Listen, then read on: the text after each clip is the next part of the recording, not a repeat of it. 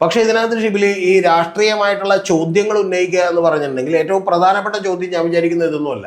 അത് നമ്മൾ തന്നെ വീഡിയോ ചെയ്തിട്ടുണ്ട്. അതായത് നയതന്ത്ര മേഖലയിൽ നമ്മളിപ്പോൾ നരേന്ദ്രമോദി പ്രധാനമന്ത്രി ആയതിനു ശേഷം അദ്ദേഹം ഏതാണ്ട് 82ഓളം വിസിറ്റുകൾ 75ഓളം രാജ്യങ്ങളിലായി നടത്തിയിട്ടുണ്ട്.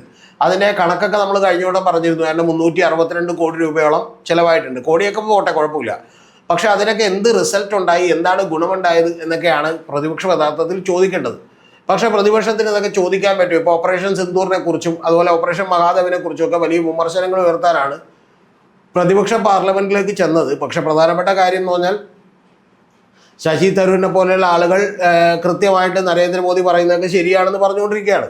ഈ പറഞ്ഞുകൊണ്ടിരിക്കുമ്പോഴും ഷിബിലേക്ക് അറിയേണ്ടത് ഏതാണ്ട് 27 തവണ ട്രംപ് പറഞ്ഞു കഴിഞ്ഞു ഞാൻ ഇടപെട്ടിട്ടാണ് എന്ത് ചെയ്തത്, പാകിസ്ഥാനും ഇന്ത്യയും തമ്മിലുള്ള വെടിനിർത്തൽ സാധ്യമായത് എന്നൊക്കെ പറഞ്ഞിരുന്നു. അപ്പോൾ അതുകൊണ്ട് തന്നെ ഇത് അങ്ങനെയുള്ള കാര്യങ്ങളൊക്കെ സംഭവിക്കുമ്പോഴും അതിൻ്റെ കൃത്യമായ ഒരു അറ്റാക്ക് നടത്താൻ കോൺഗ്രസിന് കഴിയുമോ എന്ന് എനിക്കറിയില്ല. രാഹുൽ ഗാന്ധി ഒരു പരിധി വരെയൊക്കെ പ്രിപ്പയർ ചെയ്തിട്ട് അറ്റാക്ക് നടത്തുമായിരിക്കും.